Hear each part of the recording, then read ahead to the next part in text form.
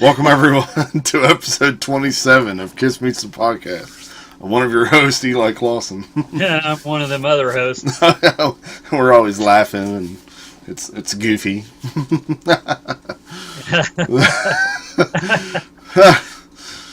All right, so this week we're going to finish up our little series on the best song from each album by each member, the original 4. So all that's left is Paul. It's going to be a little difficult to do, but it should be fun as well. All right, so what's going on? Anything new? Kissing time. What about kissing time?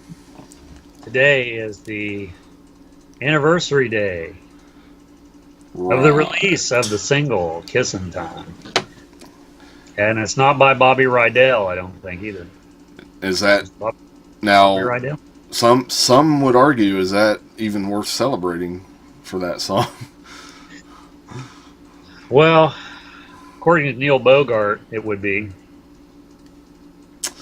Okay, but according to the guys in the band, nah. Nay, not so. Nah. Hey, nay. Knee. Nay. Knee. Nay, nay. Shanae. What else is going on? Certain Catman making a little bit of headlines lately.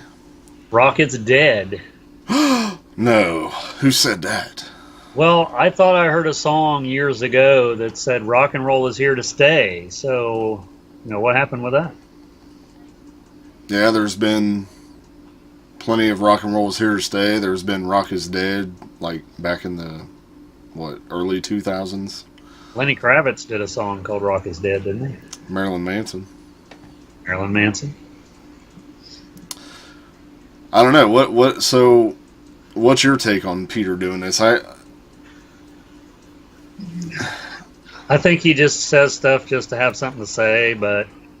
Well, I feel like, first of all, it's like, I didn't even bother to read the article, for one, because as soon as I saw that, I just kind of blew it off as, okay, he's, taking a page out of Gene's book. Is he trying to get back in the good graces with Gene? And, then I started thinking, like, well, let's see, he's got this final tour coming up, or final concert, whatever it is. So, obviously, let's do a little promotion, something to get my name in the news, and, stir things up a little bit. And I wonder if that was his idea, or if it was his, Gigi's idea. Oh, man. Probably more so whoever is managing him right now.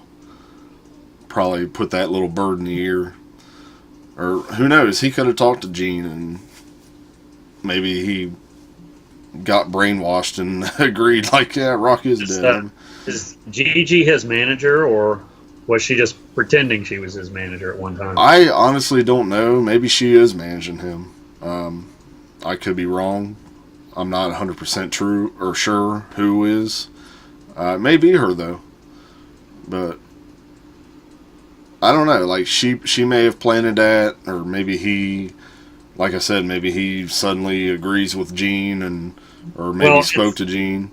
It's very possible that he's so out of touch with reality that he's under the impression, and I like with Gene, for example, I sort of agree with what Gene says, and I sort of don't, because the record labels and the recording industry, it's gone from what it was when Kiss first started. Oh, definitely. So there's nothing to build on, and there's no backing financially, and for all that. So I agree with that part of it. That but as far as there's other bands that keep coming out. I mean, there's no what I would consider iconic bands, but there's still there's a lot of real good bands that's coming out. And when I say good bands, in my opinion, it's the ones that sound like the old bands. Right, and a lot of that stuff that is out there today is not getting the kind of attention and airplay as all the more mainstream stuff. There is some good, vintage sounding bands out there, and that, they bring that sound back, but you just don't hear much about them. But right. Then you got bands like Linkin Park and Papa Roach who are, fairly somewhat heavy, at first, but now you hear them. All of a sudden, they've turned into like pop bands. Basically, they've completely changed their sound. Basically selling out just to stay, try to stay popular and on the radar. And but when it comes to Peter's thing, it's like, first of all, it's like, I need texture of why you said that. I don't want to just hear, "Oh, rock is dead," and that's it. Like, what? Because there's a lot of different ways you can say that. Like you were saying, the industry is a lot different. So I kind of agree that, the business side of things is kind of struggling, with this whole digital thing that goes on, and, it hurts the album sales and the physical stuff, and even concerts are struggling. You don't see as many sold out shows as you used to. But it's like, but then again, it's like I may go back and read the article to see if there is a little context for what exactly he's pinpointing on. But if he's just saying it in general, it's like bullshit. I don't want to hear that. I want to hear an exact reason why you think that and what part of rock is dead. And I agree. There's not a lot of the big like bands that are coming out that are making a huge impact and have that staying power where, say, 20 years down the road you're still going to hear about them. Bands like Five Finger Death Punch and all that bullshit, they ain't going to last. They don't have any longevity. They don't have any kind of like epic songs or anything like that. I can't think of the last band that had that sort of impact. The one that popped, Nirvana,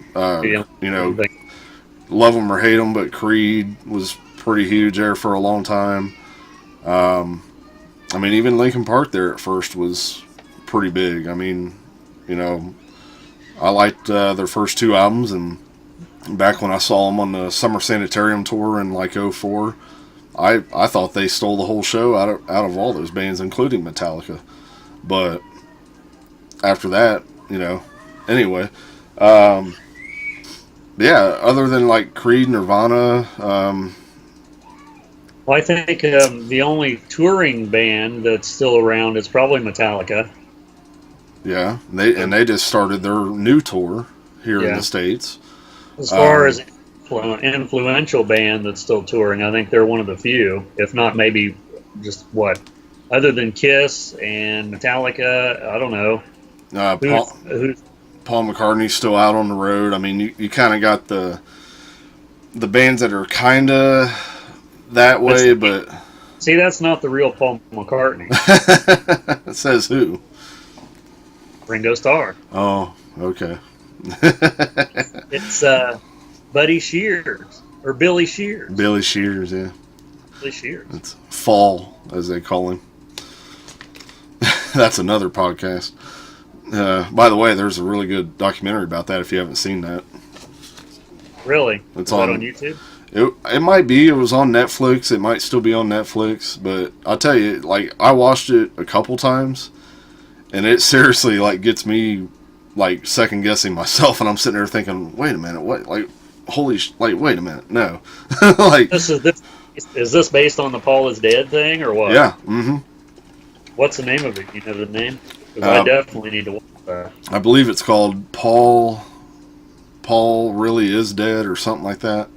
And it's supposed to be based on the last testament of George Harrison. Like, supposedly he had recorded some, like, cassette tape talking about all that stuff before he passed. And, of course, they don't play any of the audio of it on the documentary, but they're kind of going off of that and some things that he was saying, and they just get real deep into the whole, all that stuff that you always hear about things on the album covers and in the songs, and it's entertaining to watch, but it kind of had me second guessing myself there for a little bit, like, wow, maybe. I just seen that article on Facebook about what Ringo Starr was saying. He's 74 now, and he didn't want to take that information to his grave. He wanted to let the truth be known, because the Paul McCartney is not Paul McCartney. He's not going to say anything about it. So Ringo's the only surviving member, if you want to look at it that way. And I know Paul, when he does get asked about it, it's just like a funny, he jokes about it and laugh. Just do the freaking DNA test if that's what it's going to take to shut people up. Just prove it. Just to, as crazy as that might sound, to have to prove that you are that person, even though you're right there in the flesh. Well, the thing is, with me, I sort of like that conspiracy theory stuff. Yeah. When it comes to, it's like Kurt Cobain was murdered, that thing, and Elvis is still alive, and he faked it to death, and there's all that stuff with a lot of famous people. Yeah. Is any of it true? I don't know. There's so much factual information on a lot of that stuff that it makes you think, well, it could be true because of this and this and this. It just seems pretty coincidental on a lot of those things for it to not be true if you believe in that at all. Tupac's still alive. Even Michael Jackson's still alive. Right. Supposedly Michael Jackson was at his own funeral. Yeah. Yeah. And I was sitting there like, wait a minute, that does kind of look I'm telling you, man, that shit gets to me sometimes where I'm like almost believing it, and I'm like, I don't know. It's really interesting for some reason to me. Yeah, I do like that kind of stuff. But anyway, I know we trailed off there, but check that out. They can make a documentary on Vinnie Vincent. Well, they kind of did, even though it's Swedish. But hopefully, maybe we'll get a subtitled version on that, or that's that's another kind of, I don't know. I guess you can say urban legend or. It's a conspiracy. I guess you can kind of say it is, because there's this, again, unconfirmed rumor that Vinny is now a transsexual and goes by the name of Angel, according to this documentary. And apparently, I haven't watched it because it's not even subtitled or anything. But I guess. How is that possible to translate it? Would the person that owns the tape have to actually do the translating, or what? Unless someone that knows and can translate that language and take the time to type out all the words and put them with the video. Hey, I mean, it'll probably happen somewhere down the road, but until then, because apparently there was a woman they were interviewing, but she didn't want to be shown on camera, and she was supposedly the one that gave that information, but and people were thinking at first that it was Vinny as the woman now who that was, but really I guess from what people were saying, it was Eric Carr's sister who was the one that gave the information and didn't want to be on film. So again, it's another one of them crazy things, and Vinny's been in hiding for however many years now. So again, it's kind of like with the Paul McCartney thing, not necessarily DNA thing, but just come out and tell everybody, hey, I'm fine, whether you're a man or a woman. Just let us know. Both. Yeah. You might be able to. You froze up. Are you froze on yours? You were. Or am I froze? You had froze on me, but now you're good. Okay, you are unfroze officially. I was gonna say maybe you could run across him on Chatterbait or something. If anywhere, he would be on there, I'm sure. Oh my god. Yeah, but he's wearing the wig and all that. But again, I need I want context on what Peter meant by that whole comment, and again, we were kind of talking about the bands that were influential, and I mean, I guess maybe the White Stripes in a way kind of fall in that category. There's probably a few I'm not even thinking of right now. But yeah, a lot of them just do not have that lasting power as a lot of these bands that are still out there. I mean, there's quite a few of them came out and it looked like they were going to have that kind of staying power, like Creed and whatnot. Well, usually because of drugs and alcohol, that's pretty much what burned their bridge. Right. So. And I think a lot of these prefabricated bands are too pop oriented to, and I'm not saying I don't like a lot of that. Of course, I listen to everything, but I think they're too pop oriented to be considered an icon status as far as, when you think about New Kids on the Block as an example, they've sold who knows how many millions of records, but it's all been to little girls because that was their fan base when they started. So, those fans have grew up with them, and they're the ones that go and see them in concert. But as far as anyone else, they probably don't have a fan base other than that. I mean, I will say this, though, and whoever thought we'd be talking about New Kids on a Kiss podcast, but when I was, young, right when that was coming out, I was probably in, I don't know, 4th grade, I'd say, roughly. And me and my friends, like, we and it because they're cool, and all the chicks are liking them, so it's like, oh, they're cool, let's, try to be like them in a way, and listen to the stuff because the girls like it, and you know what I mean. Like, it was kind of that thing. You were hanging tough. Yeah, still hanging tough. Just a lot lower now since I'm getting older. But I'll be honest. I still have respect for some of their songs more so than shit like Five Finger Death Punch and some of these other craptastic bands that's been out. It's better music to me. I'm sorry, say what you want, but yeah, I have all the CDs, so I can't disagree with that. I've got a couple of the records, and I tell you how bad I had it. And do you remember when Disney was a pay channel by itself? Oh yeah, you could do Disney by itself. Yep. Well, I got Disney just so I could watch their concert that was on there. Nice. Like New Kids Summer Dreams or something. I don't remember what it was. And then after the concert, then I canceled Disney. Yeah. I remember having that Disney back in the day and I'd watch the Winnie the Pooh show where they were in like the actual suits. Oh. Like that's the main thing I remember watching back then on the Disney then. Did that ever come out on DVD, any of that stuff? There's a movie that I think I have it actually on VHS where it's that, where they're in those costumes, and that's the only thing I've ever run across where it was like that. So I'm guessing it was from that same type of thing. But wow, we're definitely all over the place this week. I love it. Yeah, Winnie the Pooh and New Kids on the Block. Hey, what's next? Let's talk global warming. How about that? No. Well, let's go ahead and get into our subject because we're already 20 minutes in, and I know this is probably going to take a little bit longer than the other ones. So, I mean, is there anything else you wanted to hit on real quick, though? Well, Kiss is still on tour, and they just did, Sweden? Did they play Sweden, or is that tonight? Just did Sweden, I believe, the other night. I'm not sure if they have a date tonight as we're filming this on the 11th. There's one that was listed, a place I never heard of. I didn't click on it to see what country it's in, but I didn't recognize the name of it. I think it's either tonight or tomorrow. What is today, the 11th? Yeah.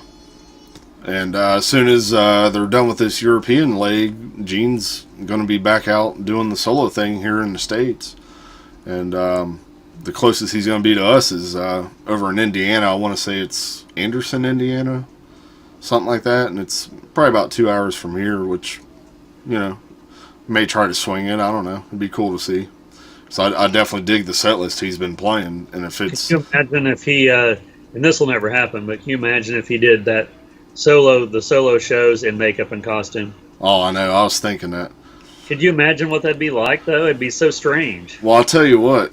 Just earlier today, I was watching a couple video clips of his recent solo shows, and I caught where it was the very beginning of the show, and at the very beginning of the show, they're playing the intro to Radioactive, like, from the album.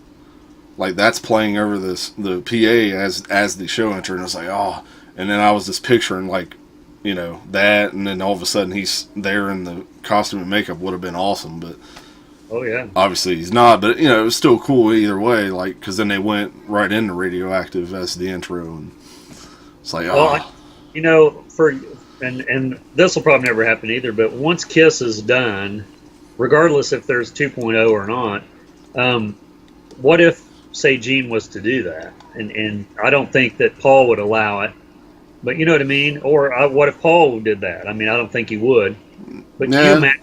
I mean, they could go on as a solo career. I mean, I know that they're up in age, yeah, but I don't know. It just seems more something that I'd want to see for some yeah, reason. yeah.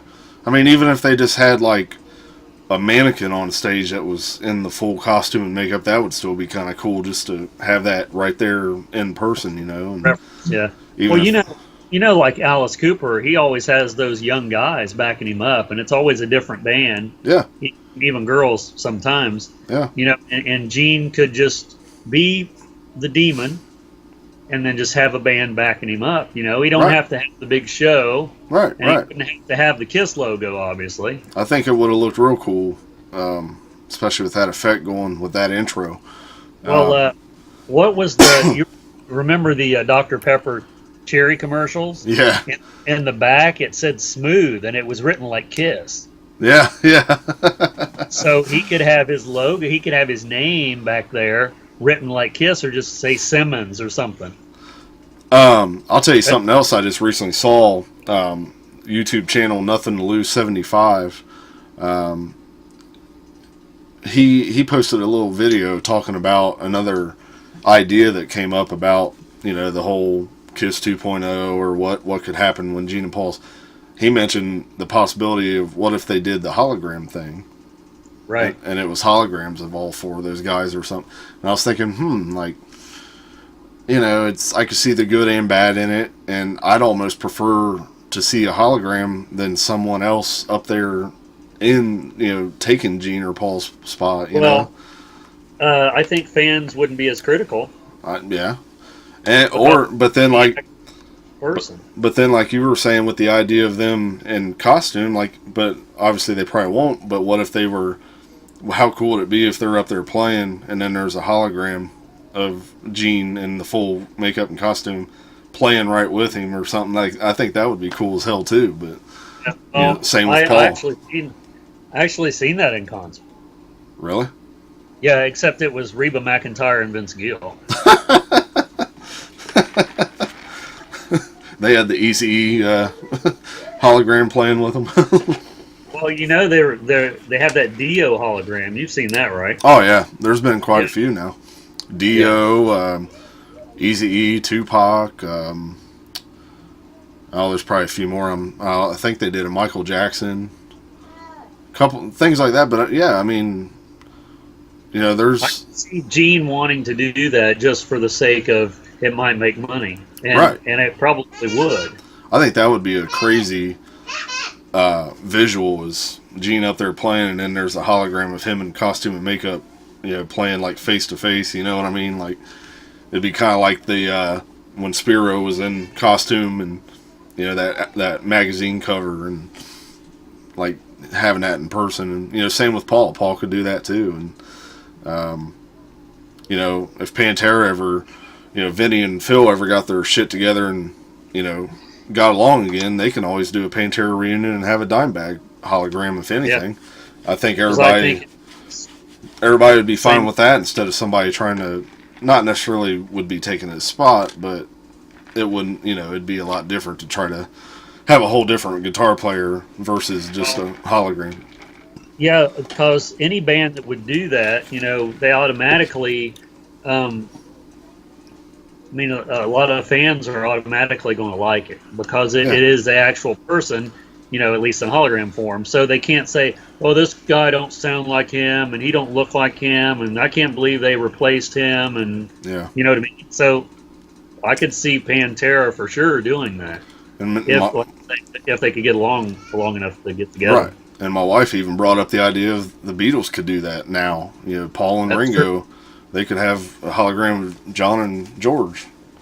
But I was like, well, that could be weird, though, because they'd probably have John and George, looking younger, like, for the hologram, and then you got Paul and Ringo up there all old looking. Well, as far as, if the Beatles just did it as like a Beatles on tour, hologram tour or something, or just it reminds me, sort of like Rock Band was, but of course not quite that. Or just, even if it's just a one-off show, kind of like when Zeppelin did that reunion show, just a one-time, pretty much.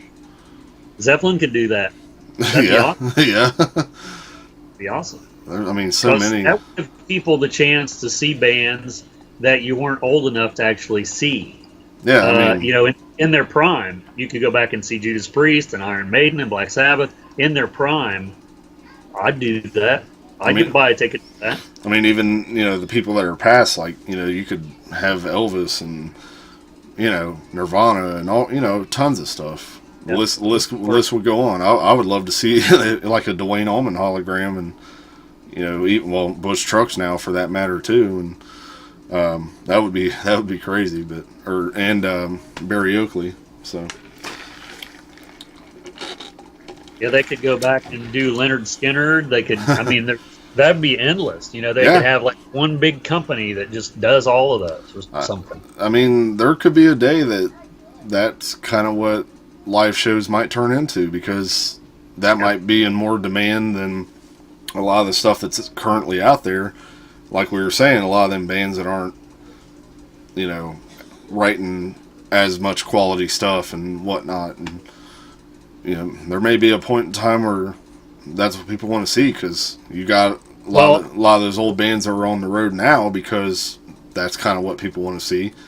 And once these guys, unfortunately, start passing on more and more, as like they already have been, that's going to kind of be the only option, is going to holograms or something, or even just video footage of I could see, music doing the same thing that movies have done with their characters and cartoons and whatever. I mean, like, I hate to say that Bugs Bunny is equal to some rock band, but Bugs Bunny is all that Warner Brothers stuff has been carried on after Mel Blanc died, and his son takes over and does the voices. Yeah, and what did people do? Same thing for Jim Henson for the Muppets. And what did people do? Oh, that's not the real Bugs. That's not the real Kermit. Listen to how they, it's the same shit no matter what it is, whether it's Kiss, that kind of stuff. People are always critical. But the thing is, if you're a young fan, you're not going to know the difference, and you're not going to care. So that's Kiss's mentality with the current Kiss. They're get new fans, and for God, how many years now they've got a new fan base, complete. From I don't know, maybe from the. I just read something recently that the first, I think it was online today. This guy, his very first seeing Kiss was under the Brooklyn Bridge in '96. Oh, sweet. He said from that point on, he's been a Kiss fan. Yeah. So, there you go, from '96 on. Nice. Yeah, I, every time I've seen the newer Bugs Bunny stuff and the newer Muppet stuff, they sound so close enough to me that I don't have an issue with it. And, again, relates to Kiss. Same thing. Those two guys sound and look enough for me that it's okay, it's and it's just like Star Wars. Yeah, how many Star Wars movies have been made and people still go crazy over it? Because it's part of the Star Wars trilogy, and it's more than a trilogy now. But it's just, I think things will have to go that way with like a lot of the classic bands, because they're already almost all of them's gone for the most part, and they could, because I can't see them doing I don't know. Who's popular now, like a hologram version of that, because nobody's going to care. Right. Like Lady Gaga, there you go. Yeah, stuff like that, Beyonce, all that shit. But, you mentioned Yes, like they're touring this summer. They're going to be at the Phrase here in Dayton, and I'm glad they're still keeping it going, especially after going in the Hall of Fame. But man, when Criss Squire passed, that left a big hole in the band, man. It just that was a real big blow to that band. But hey, they're still going, and it's too bad that this won't happen on tour. But during the Hall of Fame ceremony, they had Geddy Lee playing bass with them, that sounded amazing. So, but I know obviously that won't happen on tour. But man, that was cool. If you haven't watched that yet, it's on HBO. No, I haven't watched it. Yeah, that was amazing, man. He nailed those bass parts. That was pretty much one of his biggest influences was Criss Squire, what he was saying. So, Well, it's just like Boston is on tour, and I think there's only one original member Yeah, with Boston. yeah. So, and I don't know what they sound like. I haven't heard anything for quite a while. But Um, there for a while, Michael Sweet was doing vocals. I mean, I'll be honest, they didn't sound too bad because when they played the Rose here, what was it, last year or the year before? I think I watched a little video clip and it didn't sound too bad. I know their original drummer had passed away recently too, but he wasn't playing with them anymore. But still another original member gone. So I don't know, but so let's get into this topic and get this going. So the one best Paul Stanley song from each album, only one. Well, for starting with the first album, I'll say Firehouse for sure. Okay. Which it's not easy to do, but I can listen to a lot of the other ones, and I don't really get tired of too much that's on the first album, but Firehouse was one of the first songs that I probably heard from Kiss. So I'll probably have to say 100,000 Years for me. More so the live version, but I do like the album version as well, of course. But I agree, Firehouse, but Strutter was right there too. That was kind of hard to pick between those two, but 100,000 Years, I have to say, is a little more epic for me, and especially the big stage rap in the middle during the live version, and with a little bit of a drum solo and whatnot. And definitely love that version. Hotter Than Hell. you have to give me a track list because I don't. You Just the Paul songs? excuse me. You got where'd it go? There we go. You got to choose. Hotter Than Hell. Coming Home, and that's it. Well, I'd say Hotter Than Hell just because those go together with Firehouse on a live so perfect. I associate those two together. I'll have to agree. I've talked more about when I was a kid my connections with the Hotter Than Hell album, especially that song. So it's always been kind of that special spot, in my mind and heart for me. So G spot. yeah, it's the G spot every time I listen to it. Dress to Kill. Well, Do you need the track list? probably. You got Room Service, Rock Bottom, Come On and Love Me, Anything for My Baby, Love Her All I Can. I'd probably say "Come On and Love Me" on that one. That's one of my favorite songs. I'm kind of leaning towards that, but at the same time, man, I don't know, Rock Bottom. I like the live version of that one better than the studio one. But see, Although the intro is quite different as far as lengthwise, I think, on the live one. well, that's what I was gonna say. I like the intro on the studio version better because it's the acoustic. It does sound better, yeah. I mean, for that matter, on the MTV Unplugged, I just watched that last night, as a matter of fact, so it's still fresh. But that version too. But I agree. Like, put the album intro and then put it with the live version from Alive, and that I agree that I like the live version's probably better. But Rock Bottom, yeah, I mean that's killer.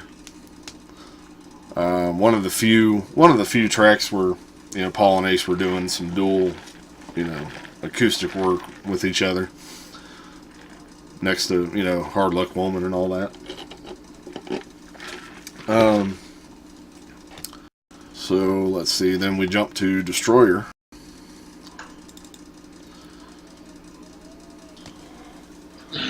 So Destroyer, we got Detroit Rock City, King of the Nighttime World, Flaming Youth, Do You Love Me?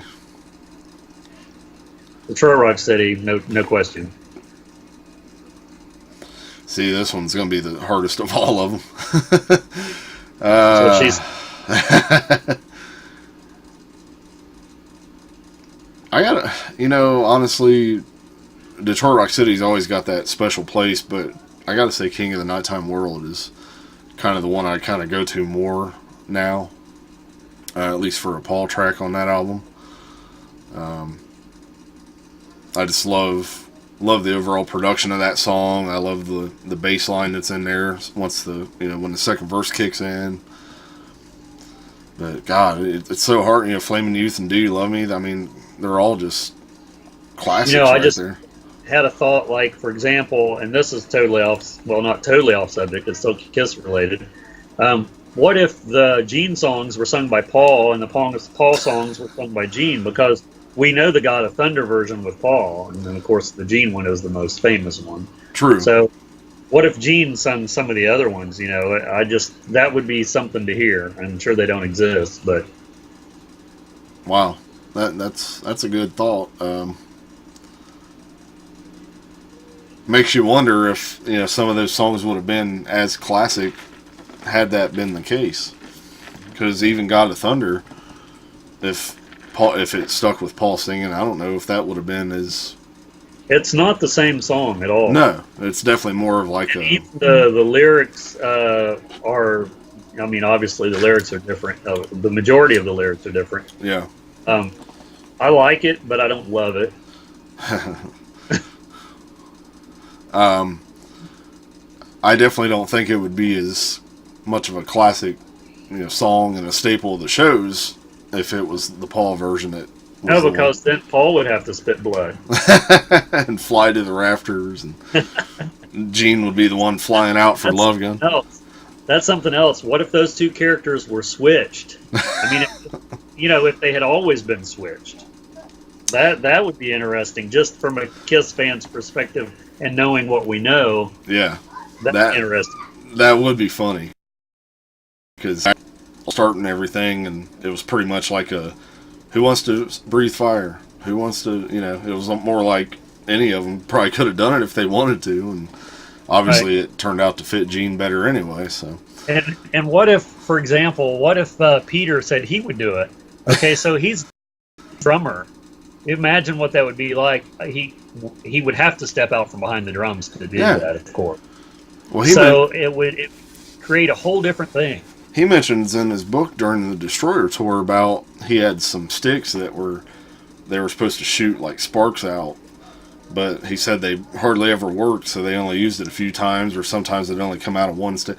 I've never heard of that until then. I definitely haven't ever seen video or photos of it, if any exists. So little things like that. It's like, wow, just still discovering new things about the shows, and then it just makes you that much crazier about, oh God, I wonder if there's video of it or even a picture. So, all right, so we're going to, what is it, Rock and Roll Over next. Got I Want You, Take Me,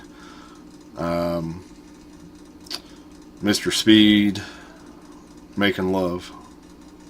Again, this is tough. Yeah, see, this is the album where I like every song on the album. Yeah. From everyone. Right. So I think Rock and Roll Over is aside from Love Gun, I think those two are their perfect albums in my opinion. I agree. Paul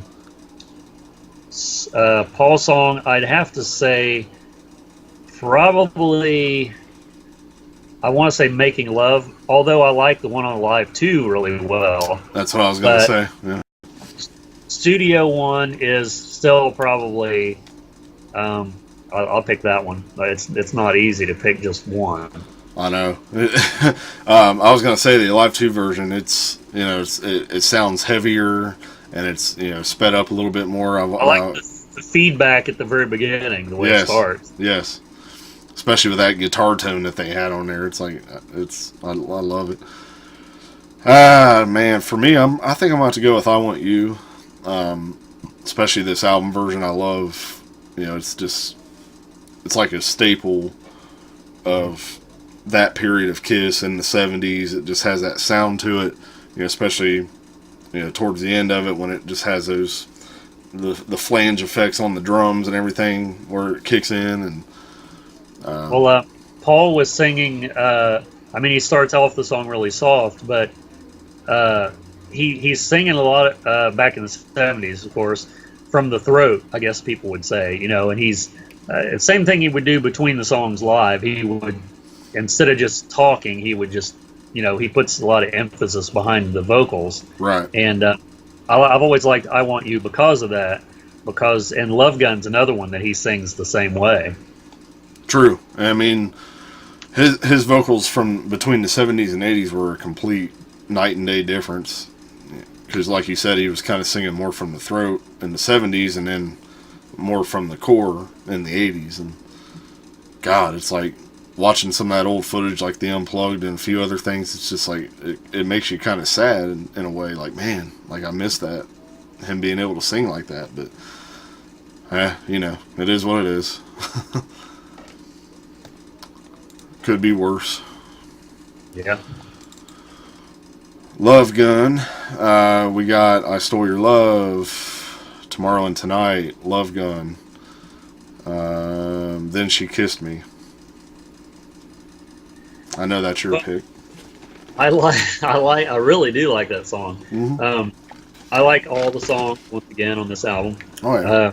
I would go with Love Gun just because it's a perfect song, and Paul even says that it's a perfect representation of a lot of what Kiss is about, even though it's sort of about what.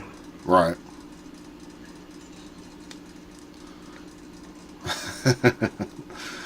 I think I definitely have to agree. Love Gun is such a classic. It's a staple. I mean, I love everything about the album track. It's the soloing at the end of the song, just classic. But again, it's hard to say just the one, but that's what we're doing. I Stole Your Love's right up there, obviously. And I've always thought that. I'll watch concert footage, like recent concert footage, especially. I don't know. I'd say within the last 5 or so years. Yeah. And a lot of their audience is a lot younger. Yeah.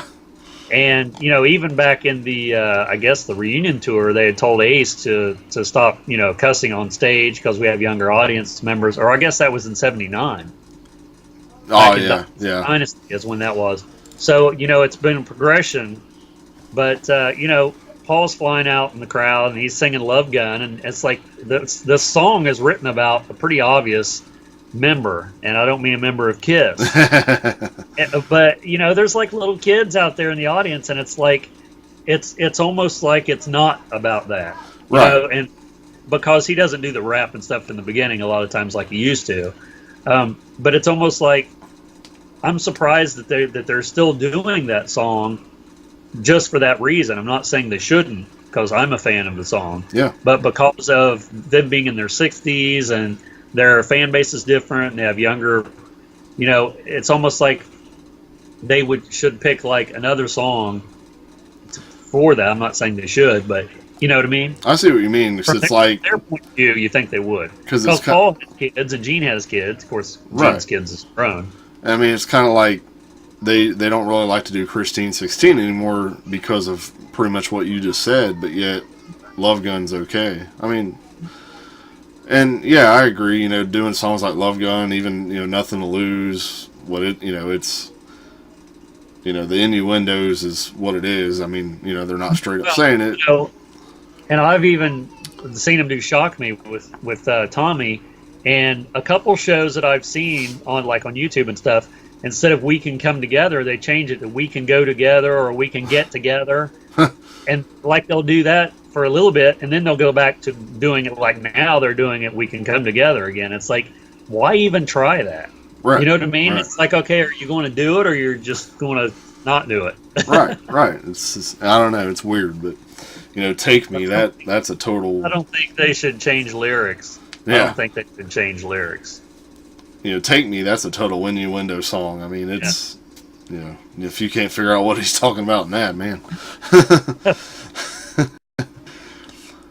Moving on to Paul's 78 solo album. You got Tonight You Belong to Me, Move On, Ain't Quite Right, Wouldn't You Like to Know Me, Take Me Away, It's Alright, Hold Me, Touch Me, Love in Chains, and Goodbye. Well, I I know they did Wouldn't You Like to Know Me on the last Kiss cruise, Mm-hmm. which was the first time that the band performed that song. Right. I think Paul did it on a couple solo tours. But because of that and watching that footage made me like that song a lot more. I've always liked it. I like every song on Paul's solo album. But you could see the conviction in the footage of Paul singing it. And he was singing it exactly like the album. Like the little things he would say in between the lyrics on the album, he was singing live on the Kiss cruise. So that just made me like the song that much more. So I'd have to go with that song, but it's really hard from this album. That's what she said. Mine would be Tonight You Belong to Me. Great opening track to the album. I think it would be a great opening track to a show. And that was on the box set too. Yeah. Not necessarily a Kiss show, but Paul's solo show it'd be a cool opener. We've seen Bob Kulick play that. That is true. And I have to say, Move On's always kind of had a special place, because the first time I ever heard that was actually that 79 Largo show on the Dynasty Tour. That was the first time I had actually listened and heard that. I love the version too. That's a good version. Yeah. Even though he forgets the lyrics. Yep. And he doesn't do that often, but man, that was one time. So, Tonight You Belong to Me is going to be the one. So then we go to Dynasty. I Was Made for Loving You, Sure Know Something. Magic Touch isn't Paul. Yeah, Magic Touch is, yeah. Oh, yeah, it is, duh. And then, is it X-Ray Eyes? Or is that's Gene? Yeah, that's Gene. So he's only got, 3 on this album? That's kind of, I never really noticed that. That's strange. I never noticed that either. Is that right? I don't even see it. Well, because Ace has, 2? And then Peter's got the 1. Or no, Ace has 3. And then Peter has the 1. And Gene, of course, has the others. Well, hell, actually, Gene only has 2. X-Ray Eyes and Charisma. Because there's only, 8 songs? 9. 9 songs? Wow. That one was probably the most spread out album of all of them, as far as all the members getting the... I mean, I know Peter only has 1 song, but still, everybody is... Well, I noticed from this point on, Ace wasn't in the band too long after this, but I noticed he was getting a lot more songs. I wonder if that has to do with the solo album, since his sold more, and maybe that kind of gave him a little... I would say it probably did, because I think the reason that Peter has 1 song or 2 songs is because of Beth. After that, he had the credibility, or at least he pushed the credibility, that I need a song.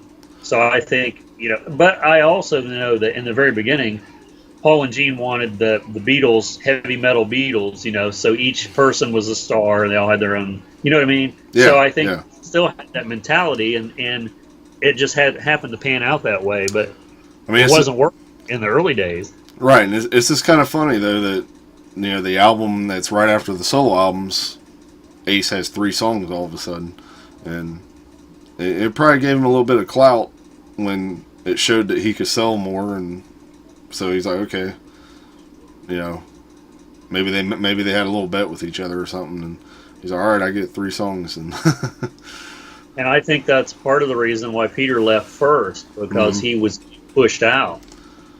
Yeah, I think that's a big part of it. Or he felt that way, but he's probably always felt like that, Yeah. But still. Well, I would have to pick... Did you pick one? No, we didn't pick it yet. I have a real... I don't know, because all 3 Paul songs are like... Dynasty is like I like every song on the album again. Yeah. Yeah. It's not the same type of album as Rock and Roll Over and Love Gun, but it's still, I don't know. I would probably go with either I Was Made for Loving You or Sure Know Something. I don't think I could choose between those two. See, I'm gonna have to give the edge to Sure Know Something. That one's always, again, been a little special. I've always loved that since I was young. Basically the bass line was the big thing that hooked me on it. And I made a cassette tape one time with just the guitar solos and the intros of Kiss songs, and I took the beginning of that and looped it, so it's like an ongoing bass line, way before the song actually starts. So nice. It's like I made my own extended version. Do you still have that tape anywhere? I have no idea where that is. I'd love to hear that. Yeah. I'm sure I still have it, but as far as where, that's another question. Yeah, but I've always, that bass line always hooked me. And then when I was younger, me and my friends would do like lip syncing.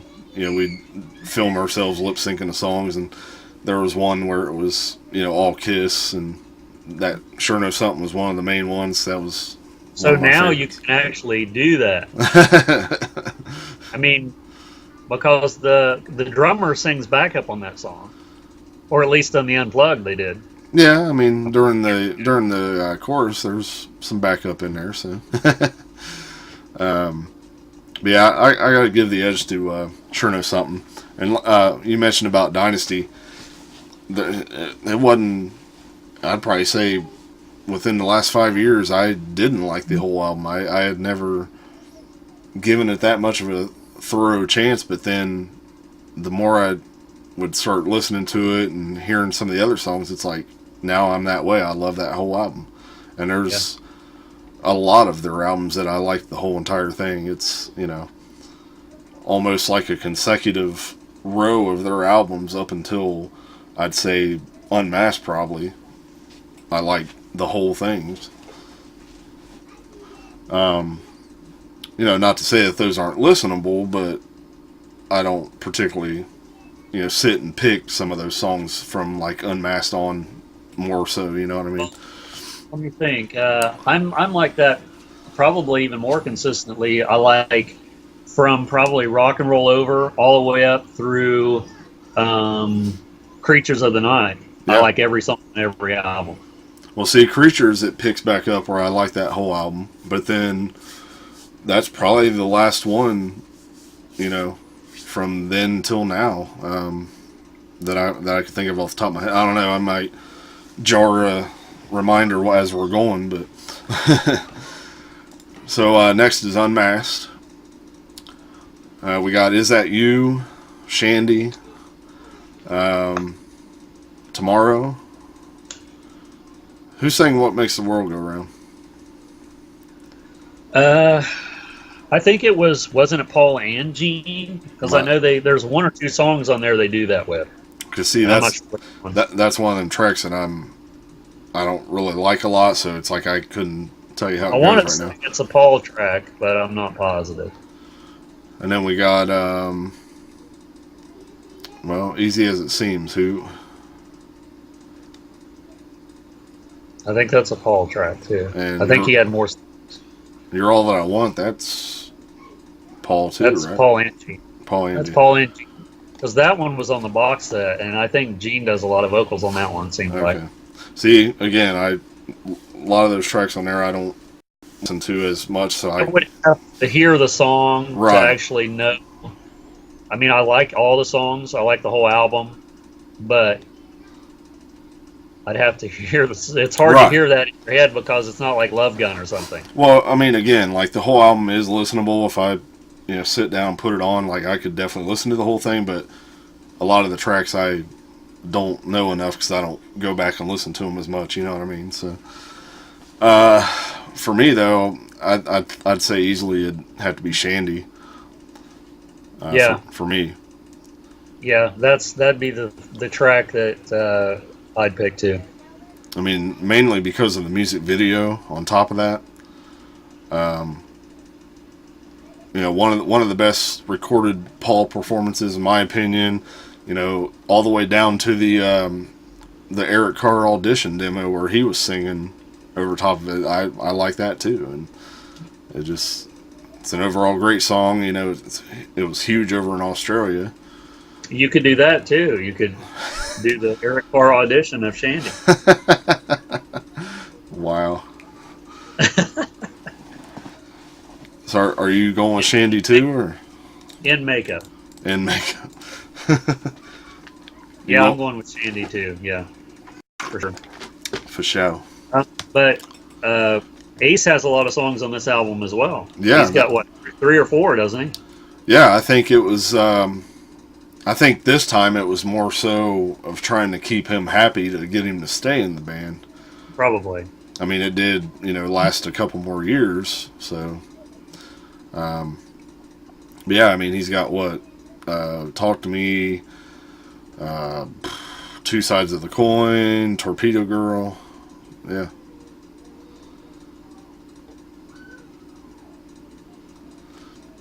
And, okay, we'll move on. Next up is music from the Elder. Well, let's see. As far as just the Paul that doesn't share the verses with Gene. Right, so you can't pick I. Right.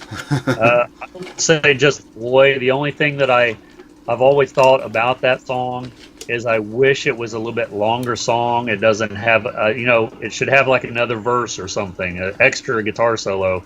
But I've always loved that song a lot. And the demo version, or there's several demo versions of that, I can pretty much get my extended, version of it. So You can get your extension. What song is that? Just a Boy. Oh, okay.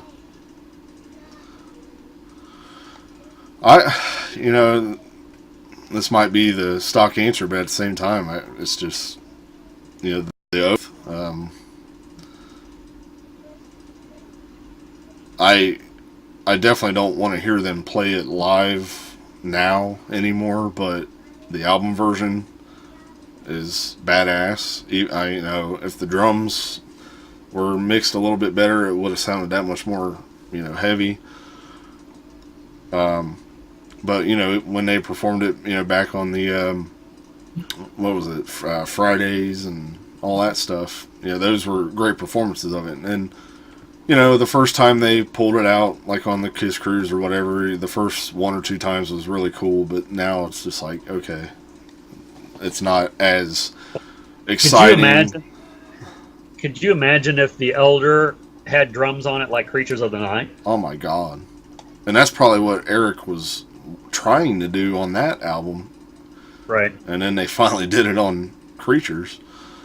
Well, that would have been a lot heavier album just if the drums were heavier. Yeah, because the way they're recorded and mixed, they're just kind of weak, man. It's like, you can't even hardly hear the kick drum at times, and he's the double bass on the oath. Like it's kind of hard to tell it's there at times, and I think if that got remixed or remastered, but I don't know. It was probably more so the way it was recorded. The microphones they used and whatnot. So you really can't fix that.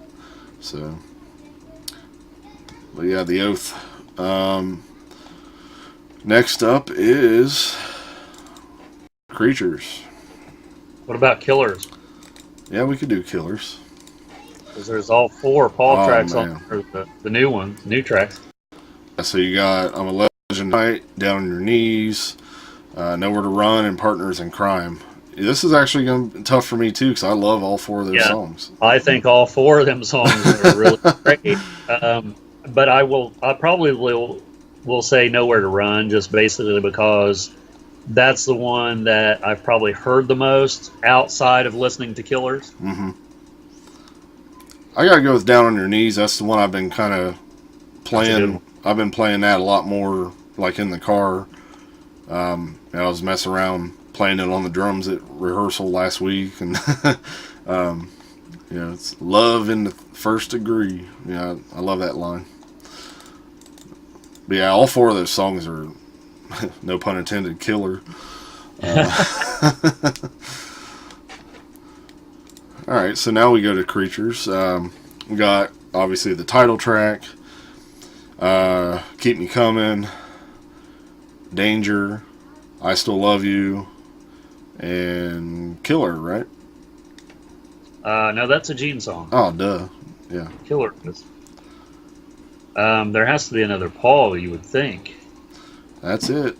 Because it's Wow. Killer, and then War Machine. So Gene has more songs on that album. Yep. Well, they were trying to do that comeback heavy image type thing. Yeah, and this was just Gene and Paul on this album too. That's Much, yeah. I'll probably say Creatures of the Night, just because I don't know. I mean, I like the live version that he did back when they, like, say on a Live 3. yeah. That's a great version on there. But I'll still say on Creatures, I'll take that title track over. I was going to say I Still Love You, but I like the live version of that better on the Animalize live uncensored one. I Still Love You is definitely my choice. I agree. There's better live versions of it out there than the album version, but the album version is still, powerful, and even with Eric playing bass on the track, that's kind of cool. Little inside trivia fact that I didn't know until years later, and I agree though. Like, the version they did on Unplugged was amazing. Paul's vocals were just, out of control on that song. I mean, the notes he was hitting on that, and the length, and so that one, the Live 3 version, killer. But the album version too, like I say, it's a great track. And So now they take the makeup off, and the music is totally different, right? yeah, we go to look it up, How are you going to play without the makeup? and then they get a mannequin on the cover of the album. So yeah, again, a lot of these unmasked albums, there's a lot of them that I'm not sure who sings as well. Like, I know Exciter is Paul, but see, Not for the Innocent, I'm not sure. It's probably Gene, isn't it? Gene, yeah. And then, of course, the title track, All Hell's Breaking Loose, but Give Me More is Gene, right? No, that's Paul. Okay. And then 1,000,001. That's I'm looking at Fits Like a Glove. I know that's Gene, but God, that song's so damn good. For Paul, I'll say 1,000,001, just because you never hear that song. I know he did it on his last solo tour, which was really awesome that he did some of those songs like Magic Touch and stuff. Mm-hmm. Say 1,000,001 just because I just love the lyrics, love the way he sings it. I gotta go with Exciter. Kind of the same as Down on Your Knees. That's kind of, I've been playing Exciter quite a bit more in the car. Didn't they play that? They played that on the Lick It Up tour, I think, didn't they? Yeah, and I thought they did it. Maybe they did it in the first part of the Animalized tour, I want to say. Seems like they had brought it back at another point too, but I can't remember now. Well, I know Judas Priest used to open with Exciter. Yeah, isn't that a different one now? Different version? Yeah, the Judas Priest. That's what I was thinking. That was a whole different version.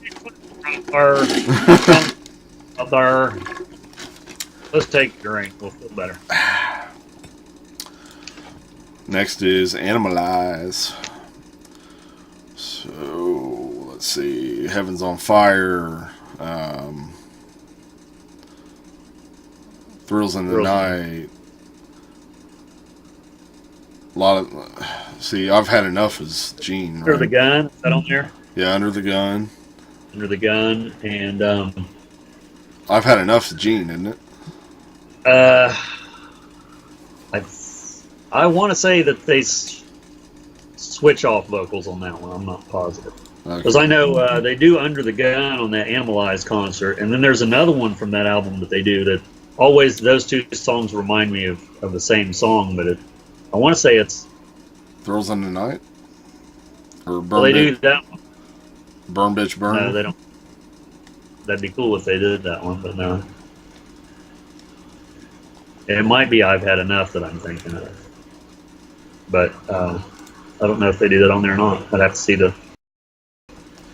have to watch the actual concert to know, but Well, I'll see, pick Thrill Tonight is what I pick because I love Paul's vocals on that. the way Under the Gun starts, it kind of reminds me of Fits Like a Glove in a way. Like it's sort of the same sort of intros in a way. So I don't know if that's what you were thinking of, or Well, I like the live version on Animalized Concert. I think that's really cool. yeah, And is it Gene or is it Paul or is it you that said that you hate that line? what line? Someone said that they hate that line. I think it's from Three Sides. One of the guys said they hate the line where it says going something about 69 or whatever. Isn't that in that song? I think so. It must have been one of those guys. Yeah. Yeah, I love that Animalized Concert, man. Michael Granville said that he hates that one. Oh, did he? I think those were You'll what have I'm to- thinking of. You'll have to take that up with him. Yeah. I'm going to have to go with Thrills in the Night. Mainly because I've mentioned in the past, I love the little guitar solo in there.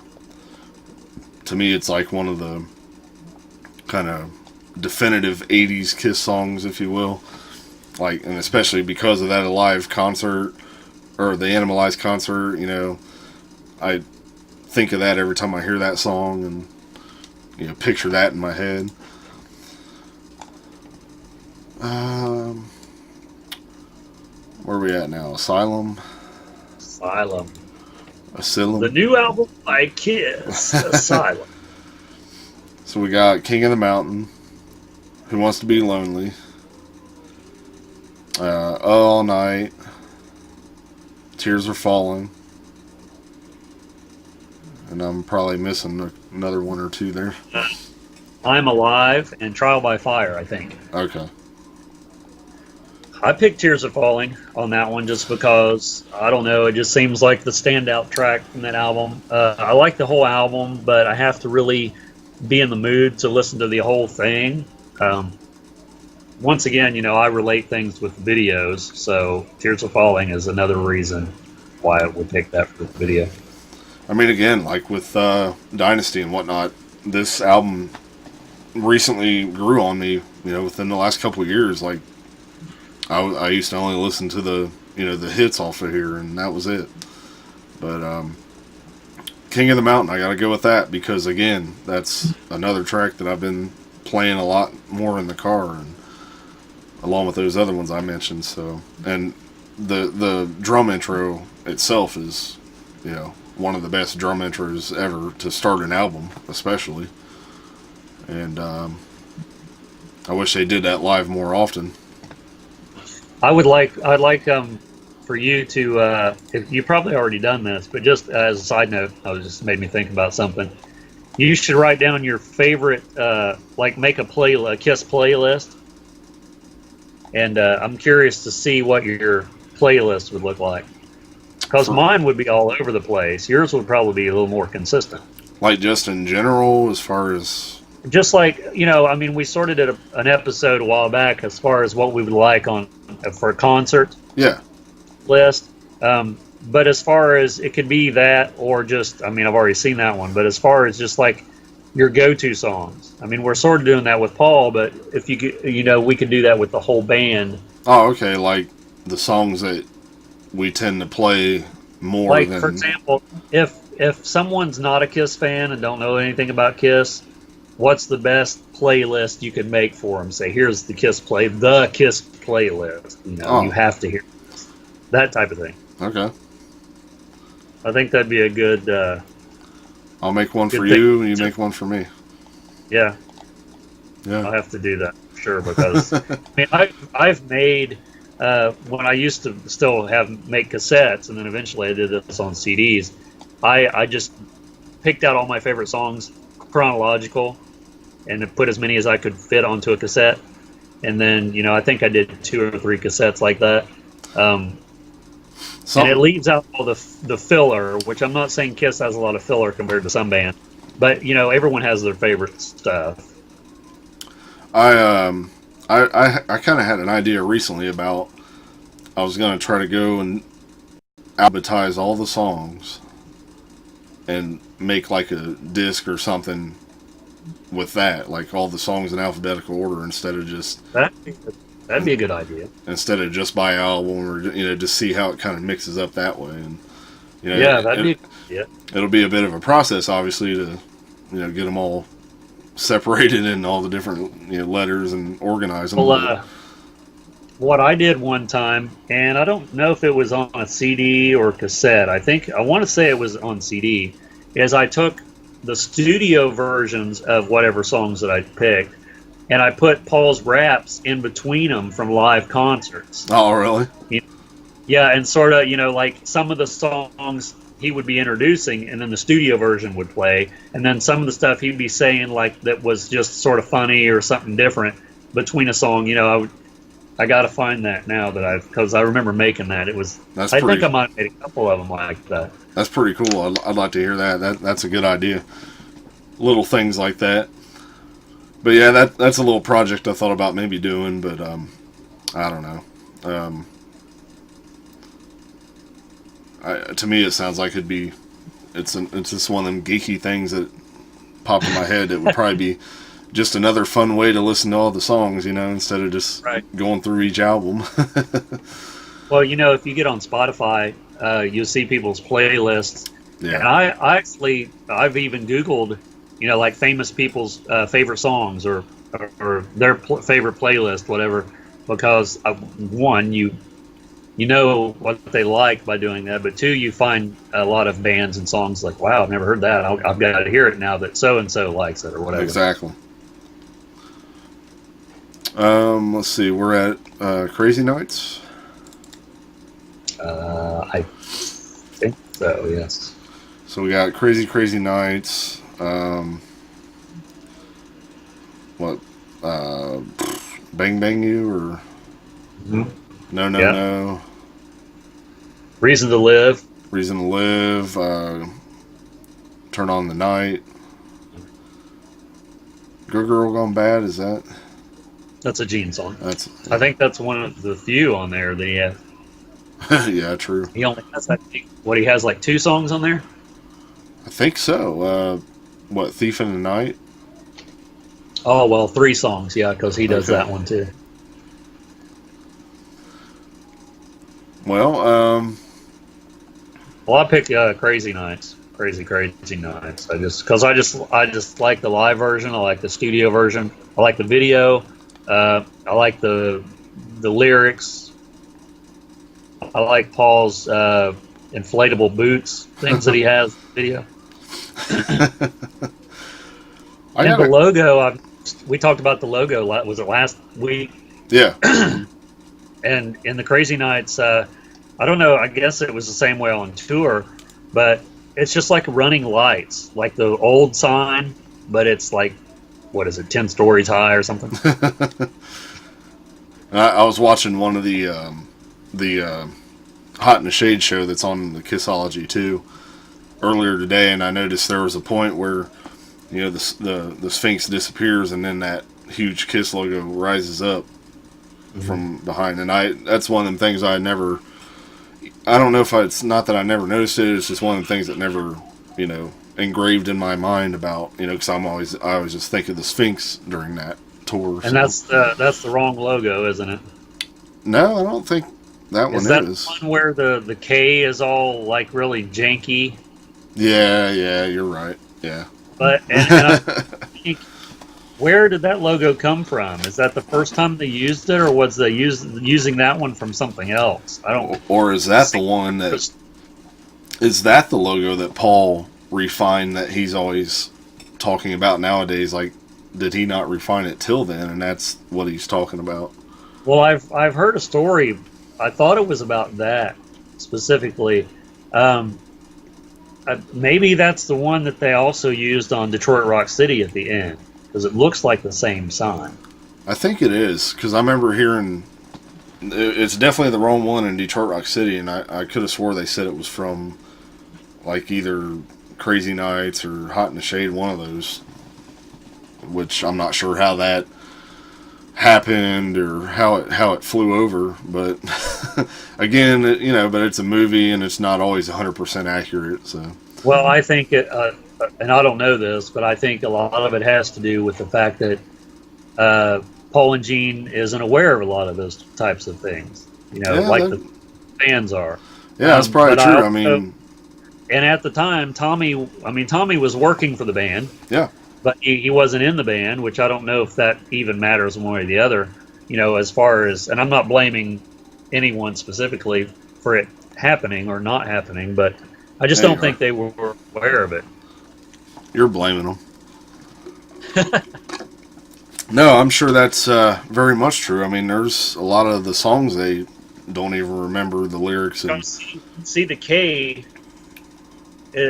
it's like rounded off and it's like spread out a lot farther. I'm sure you can find a picture of it, but yeah. And I know you like it. I know you like it spread farther more so. Ha! But I'm ching.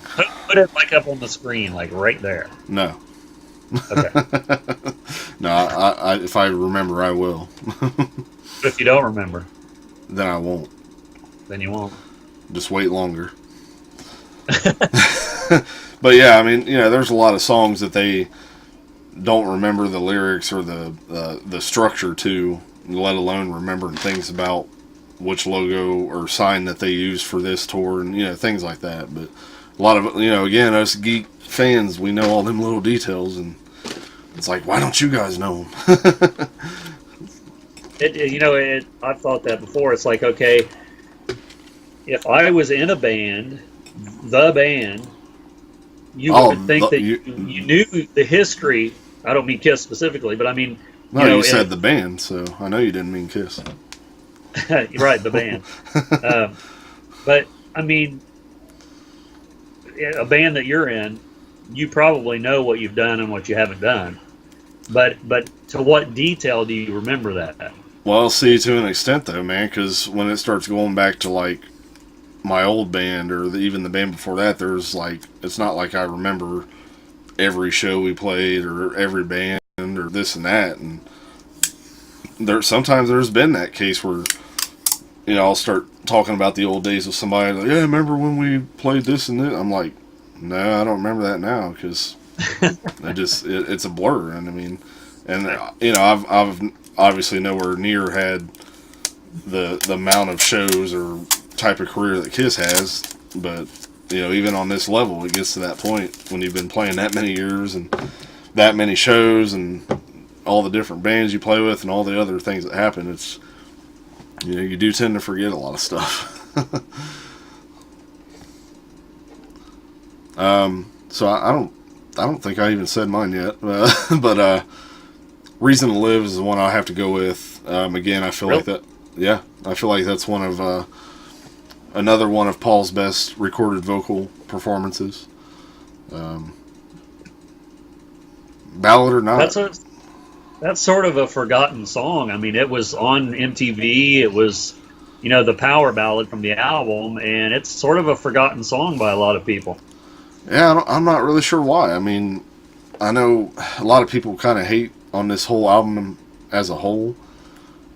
And, I'll agree, it's sonically not that great sounding when it comes to the mix and all that. Same with Hot in the Shade. It's kind of got the low volume and it doesn't have that presence necessarily. It's lacking. But the songs itself, I mean, I don't, they were playing that one live a lot back in that era.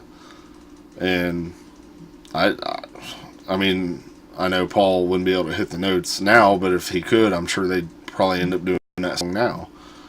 I think it would be a great ballad to add, if not even just to the acoustic set before the show. Well, My Way is on there too. We didn't mention that one, did we? Yeah, I thought you mentioned that. But I would rather hear him sing the Frank Sinatra version of My Way. That would be awesome. What do we? I think smashes through the hits. A little bit of a detour here. Let's put the X and Sex and You Make Me Rock Hard. Well, X and Sex, just because I like that song better than the other one, but either one is basically the same song, same type of song. Yeah, X and Sex is it's got a great, flow to it and the beat, and it's one of my favorites to actually play. They released that on like a maxi single. It had like 4 or 5 versions of that song. Yeah.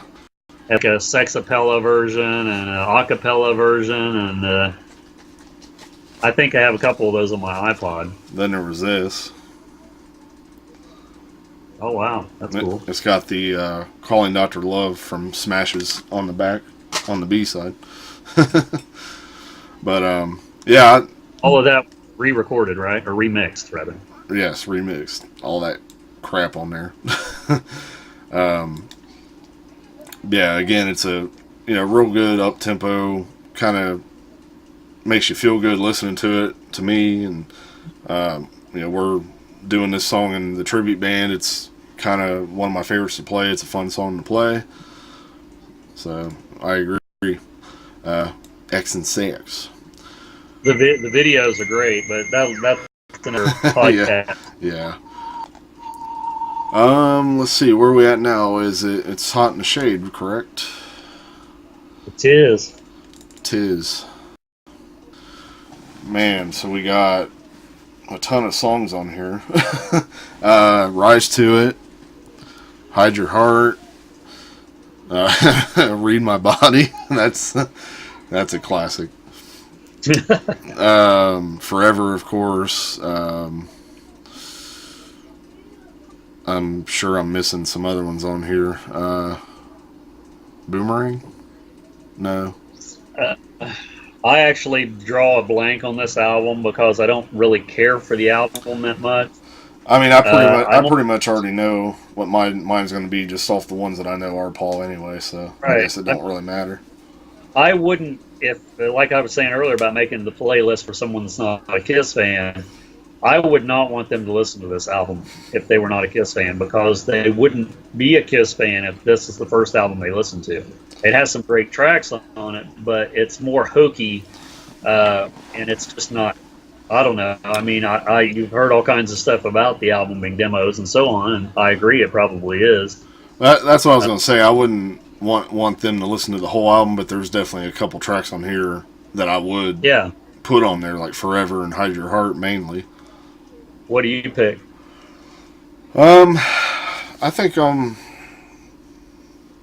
gotta go with Forever, man. I mean, yeah, me too. I'm sounding like a broken record, but again, it's another great Paul vocal performance, and again, the live versions and the unplugged version. I mean, excellent song, and it's another one of those songs that I'm sad that they pretty much can't do anymore, and I wish they could. I like Hide Your Heart. The verses of Hide Your Heart. Yeah. But the chorus is just, I think, the reason that I would go with Forever over that, because the Forever is more of a cohesive song. Right. And Hide Your Heart seems to and I'm not trying to say anything negative about it, but it just seems like the chorus doesn't match the verses to me. True. I like it because it's Kiss, and I'm used to it, and that's the way the song is. But yeah, Forever is definitely a more cohesive song. And then there's like 3 damn versions of Hide Your Heart out there too, so it's kind of like, man. And I like Rise to It too. Back when I first heard the album, I always, it was the first song obviously, and it always stuck with me. I like it. But yeah, Forever is just one of those staples, and I'm sure they would be playing that today if it was able to be done. So I think the last time they did that was on Kiss Symphony, wasn't it? With the acoustic thing? I think you're right. I don't know if they played it. Yeah, I off the top of my head, I'm not sure. Like maybe they played it on some of the pre-show acoustic sets or Sail Away show. I don't think they played it that soon, but the Symphony that's the last one I could think of off the top of my head. So, if I had that book of Life Forever, that might give me an answer. But I don't know how far did that book go. What was the last year that it? I think it goes up to it's either Psycho Circus or Farewell. I thought probably Farewell, but I'd have to look and see. Yeah, somewhere. There's been quite a few tours since then. And I did make my own sort of like custom, remaster, if you will, of the Hot in the Shade album. Because, really? I added some bass to it and a little bit more treble and, brought up that presence, the volume level and whatnot. And I thought it turned out decent. I mean, I think you should make it a swing album. On that note, where are we at now? Shit. What is it? Revenge, duh. Revenge. I'm sitting here having brain farts. Oh, man. This is going to be tough, too. I mean, Take It Off. God gave rock and roll to use pretty much a dual vocal, so Take It Off. I just wanna. Yeah. Every Time I Look at You. Car Jam 81. Yeah. Tough Love, is that? Paul and Gene both do so much together on this album that some of those tracks I'm not real positive about. I know the ones that I am sure that Paul does, it's really hard to choose between for just one. Tough Love is a Paul song. Is it? I was just listening to a bit of Heart it. of Chrome is another one, isn't it? Heart of Chrome. Paralyzed, is it? I think that's Gene. Huh? I think that's Gene, but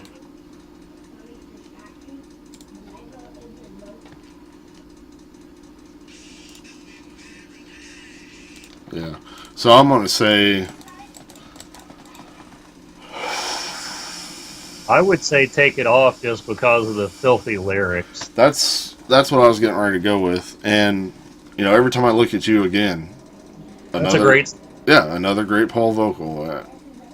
I can say that till I'm blue in the face, and I kind of am with the hue from the TV. But Yeah, so are. Take It Off, yeah. It's a great upbeat song. It kind of reminds me a little bit of, kind of like, in a way, it sort of reminds me of Take Me. It's kind of, sort of the kind of same upbeat, and the lyric content's kind of similar. And of course, the live version, like on the Confidential tape where they bring the girls up on stage, that was always eye candy, especially when you're a younger guy watching that stuff. We don't really know if those are girls. All right, well, I'm done. I don't want to think of them ever having trainees on the stage with them or whatnot. I'm sure my Kiss fandom would be over by.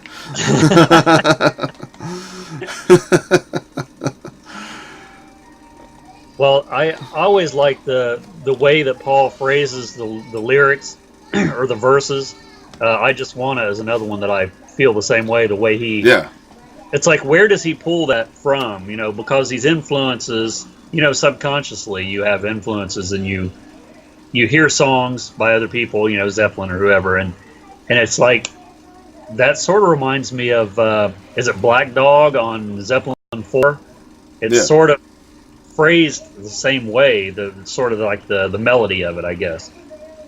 That could have been sort of the inspiration for that song, because he'll tell you there's a lot of songs that it's pretty much just me rewriting this song, and Hotter Than Hell was kind of like his take of All Right Now by Free, and and then House was by Fire Brigade by The Move.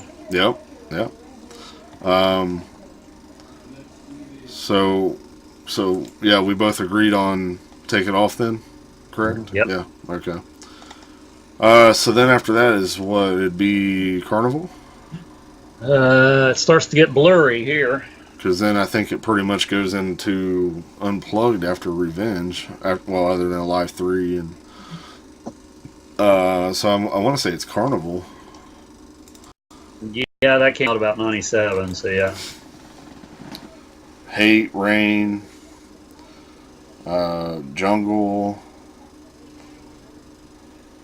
Those are the ones I know off the top of my head. I'll just say Rain because I'm familiar with that one the most. I gotta go with Jungle. Before I would give this whole album a chance, that was pretty much the only song I would listen to off the whole album was Jungle. I never really gave all the other stuff a chance until years down the road. But this album, of course, gets hate and love at the same time. I think it's a great sounding album for one, especially Eric's drums, one of the best recordings of his drums. And I think a lot of the songs, when you listen to it today versus then, they stand out. And I think I said this on a past episode. As crazy as it might sound, it kind of almost reminds me of like their Sgt. Pepper in a way, with all the experiments that they were doing, with Childhood Then, bringing in a children's choir. Not that was the first time they did that, but just things like that it just kind of caught me that particular time when I was watching that studio footage on Kissology. And I don't know. Well, I will say that the recording of the album sounds really good, and yes. I wish all Criss albums sounded that clear and crisp. Mm-hmm. And the kick drum and everything's just so right there. I wonder why it is. Where did they record that? Is it? I mean, you would know this more than I would. Is it the instruments? Is it the way it's set up? Is it the producer? Is it where they recorded, or is it all of that together? I mean, did they do it on purpose? Or I mean, a lot of it starts with the type of microphones they're using and the placement of the mics, and the room itself has a lot to do with the sound. Obviously, the producer, the way they're mixing and mastering it has a lot to do with it as well. Whatever they did, mainly with the drums on this album is what they should have. Revenge, it doesn't sound that bad on there, but if it sounded more close to this, it would have made that much more of a great album. And obviously, with the newer stuff. If the reunion never happened, they could have done a series of records that sounded like that. Oh yeah.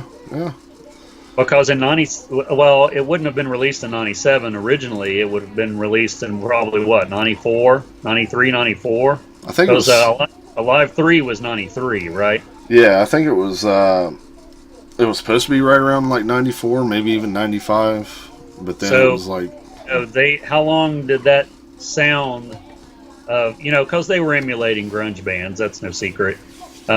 So how long do you think they would have kept that type of sound together, minus the reunion, if they'd have just kept going that direction? I think it would have went on damn near at least until Paul started having those vocal problems, probably. So about the time of before Sonic Boom, around Live 35, right around in there, probably. That's kind of what I think. It's like they were in that wave after Revenge, and who knows what could have came after that. Bruce. It also makes me wonder if once they got to doing new studio album, if the reunion had not happened, then Psycho Circus would have been totally a different album. Oh yeah. And so would Sonic Boom and Monster. They'd be a totally different album.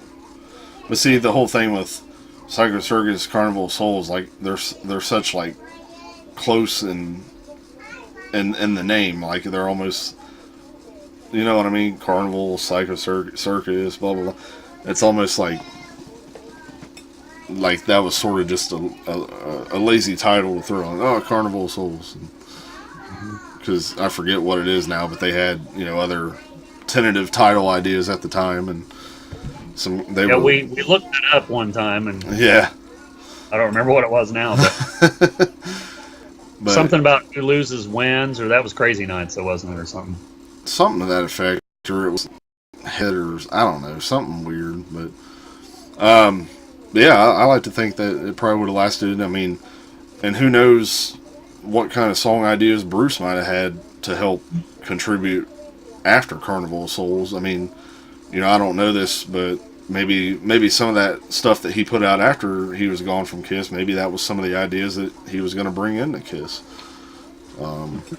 For all I know. And it's something to think about. And of course, this is like really way out to even think. But what if they would have just kept Bruce and Eric and continued making albums, in the vein of, say, Carnival of Souls or something similar to that? Would they have put the makeup back on, and would they gave Bruce a new character? Would Eric be his own character? I mean, they probably never put the makeup on because of the reunion and all that had to sort of have a chain of events. But it's sort of, you sit here as a Kiss fan and think, well, what if they done this, they do that, and what if they do this, they did that. I don't think we would have seen the makeup, because it's like, why? They were doing great. Yeah. As it was, they would have kept the ball rolling. They always said that.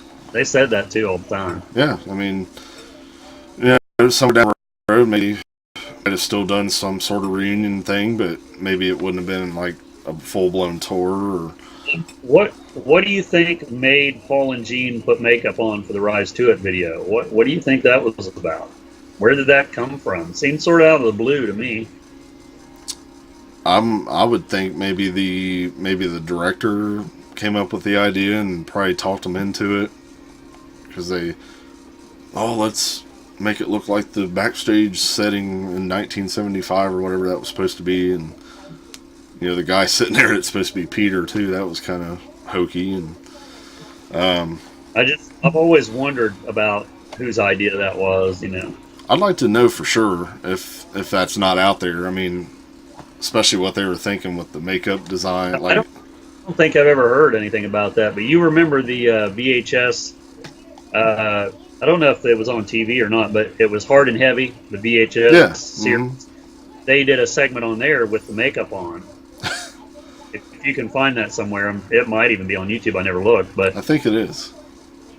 But yeah, the way they did the makeup on that, let alone the costumes, I mean, it was just like, why? Like, what? Seriously? And it kind of made you think, at the time, at least I did, it was kind of like, wow, like, maybe I don't want them to put the makeup back on if it's going to look like that, But thankfully they wasn't really trying. Right. Well, thankfully they proved everybody wrong when they did put it back on and pretty much mastered it again. But I'd like to think too, even with the reunion, they could have still kept Eric and Bruce on to do the albums with, like, use them as like pretty much the studio musicians, and if they wanted to tour with Ace and Peter and not necessarily playing the new stuff, but all the classic stuff. And they could have done that, because look at what Black Sabbath has done, right? And what they did with Heaven and Hell. I mean, they sort of kept two bands going at the same time, sort of. That's what I was going to say. It'd almost be like having two versions of Kiss, because you'd have the albums coming out where it would still kind of be the newer sounding stuff, and then they're out doing the reunion thing is kind of the gimmick, playing all the classic stuff, and even King Diamond does that with Merciful Fate. They Merciful Fate got back together ever how many years ago it was, and they were both touring at the same time, and I think one band was opening for the other one or something, which is crazy to think that, but right. But I think that would have been a good idea. That would have worked, and again, we've talked about this in the past, but why not try the idea like they did with Unplugged, to have the two drummers and the extra guitar player? It worked with Unplugged. I mean, what harm could it do? Who cares that it's mainly the four is how it's usually is on stage? It's like, do something different, try it. Well, back in the 70s, I've seen a lot of that footage from those like early glam bands, and they have two drummers almost consistently. I think even Gary Glitter had two drummers for a while. Yeah, and then a lot of them, like jam bands and southern rock bands, had two drummers, and 38 Special, I think. I mean, Grateful Dead, Allman Brothers, I'm forgetting who else, but yeah, I mean, And what was the reasoning for that? Was it because one played like a rhythm section and one played like the fills and stuff? yeah, the one would pretty much be the, I guess you can call the lead, where they would play the beef of the song, but then the other one's kind of doing little fills and just little rhythm things here and there to kind of give it that extra texture. And then of course they would add that percussionist on top of all that too, playing the bongos and all the little instrument, the percussion stuff, and just adding all them layers to it.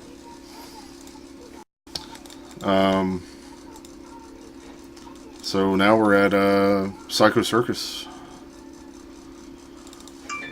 We got, of course, the title track, Pledge Allegiance to the State of Rock and Roll, Raise Your Glasses, Dreamin'. Well, he doesn't have as many songs as I thought he did now.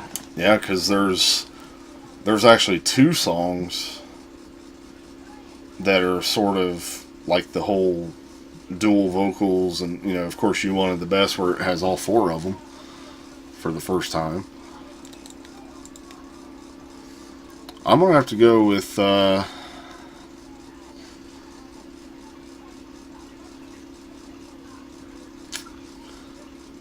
don't know. I think I'm gonna have to go with the title track. Yeah, I go with Psycho Circus, although I'm really tired of that song because they've played it in concert for how many years now. They need to just drop it all together. But as far as the video version, and when I first heard it, I really loved the song, so it's still a standout for me on that album. Right, because I still remember, the whole build-up about the first album from Kiss and blah, blah, blah, blah, blah, with the 4 guys, and that was the first song, let alone the intro part. It was just like, and then when that kicked in, it was just like, holy shit, like, yes. And of course now we know the real story with that album. It's like, no. Well, do you think they play that they've been playing it too much on tour? I kind of agree. I really did not like when they were opening with it, because to me it's not a good opening song, and especially when they had to stretch out the intro too for the whole, to give Paul time to get to the mic. That was it would kind of get a little boring like right away. I mean, I will say it is kind of a fun song to play. I kind of enjoy that part of it. But as far as them playing it now, like, yeah, I kind of agree. Like, maybe it's time to drop it. And although everything is tuned down a little bit, so he does sing a little better than he was trying to sing it. But again, with the songs being tuned down like that, sometimes it takes away the balls of the song a little bit too. Yeah, it changes a lot of because you hear Eric doing a ton of the backup. Well, him and Tommy both does a ton, and even Gene to a certain extent. Yeah. Which changes the sound of the song. So you've tuned it down, and then you got 2 guys that wasn't on the recording that you're used to hearing. It's just different altogether, and of course, being live on top of that. Well, I mean, even when they would do it, when Peter and Ace was still in the band, it was too different from the album version that, it's just one of them things where the album version's way better than how it translates live, and I always prefer the album version. That's why I'm surprised they're still doing it, because they're convinced that maybe they just like the song, but maybe, they do that with a lot of songs. They've played them and played them and played them. And I think the album versions a lot of times are better than the live ones. Like I Love It Loud is like the most one that I can't stand the most live. It's like, please don't play that song anymore. Right. It's like, why skip the rest of the second verse all these years? I don't get it. Why? Like, just do it.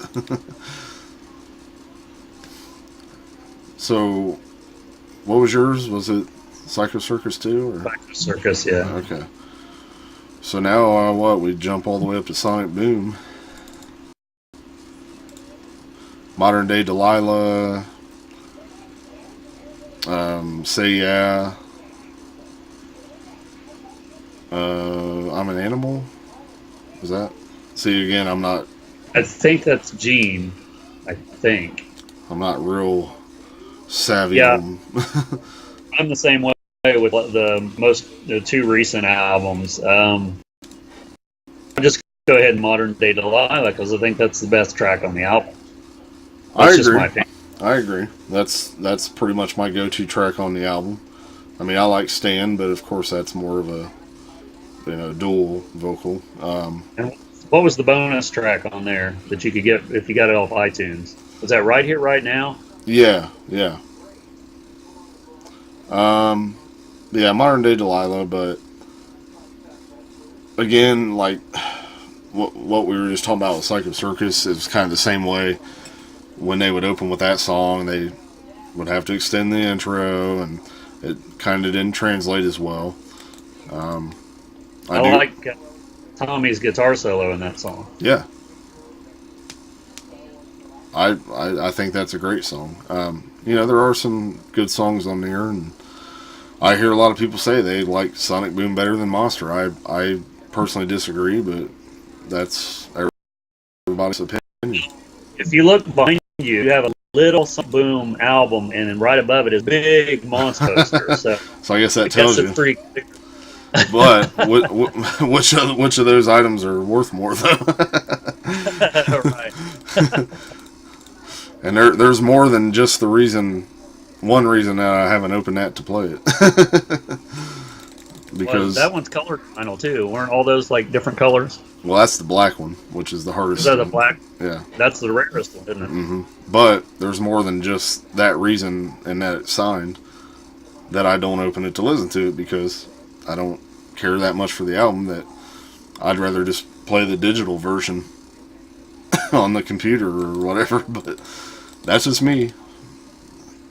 I feel like Monster was a much more listenable album, in my opinion. I can sit and listen to that whole album with no problem. There's a lot of cool stuff on there. It seems to me like Monster was promoted better than Sonic Boom was. I know Walmart had a little miniature box set with Sonic Boom and all that. Yeah. The packaging was great, and any Kiss is hey, look, they have it at Walmart and it's got all this extra stuff with it. But it seemed like Monster was promoted better. Yeah. They had the tour, seemed to promote it more. I don't know. It seemed that way to me. Yeah, promoted better, but packaged horribly. At least the vinyl version. That's another night and day difference between Sonic Boom and Monster. I will give Sonic Boom the edge on that, obviously, but they could have done so much more with Monster. I still say they should have at least just put the lenticular cover on there like they did with the CD and they did for Psycho Circus vinyl. That would have at least made it a little more, pleasing, I guess. But I just wonder why they make, when they did the remasters a while back, then it might not even been a thing, but think about all their albums as lenticular. Man, that would be cool. I mean, some of them wouldn't be that great, but some of them would. Yeah, I mean, or if there was some sort of like, I see what you mean. Like even the first album, like make it where that Kiss logo, when you move it, it looks like it's sparkling. Well, I don't know if this is like a hologram too, what we was talking about earlier, but you know how you've seen all those different shots from the photo session on the first album. Mm-hmm. If you turned it one way, it'd be one shot, and you turn it the other way, it'd be another shot. Yeah. That'd be really cool. Yeah, or even if they had, well, I know back at that time they didn't necessarily do, the photos on the inner sleeve, but even if they had done that at the time, like pull out the inner sleeve and there's a different image, on both sides or whatever. Yeah, so in other words, they could still do that. Yeah, I mean, if they wasn't all about pretty much replicating the albums when they did those re-releases, they could have just kind of reimagined them, if you will, and added little extra things like that they didn't originally have. That would have made it definitely worth buying for me. Yeah, I mean, now that they've put them all out the way they were, they could go back and put them all out, like you said, just redo the whole thing. Yeah, that would be awesome. I would definitely pick it up then, just to have the different looking. I'd buy all of them again. Yeah, I would. Yeah, and even people that bought the Casteria box set, they'll buy that version too, because that's how it is. You gotta have it all. So Right. So lastly is Monster.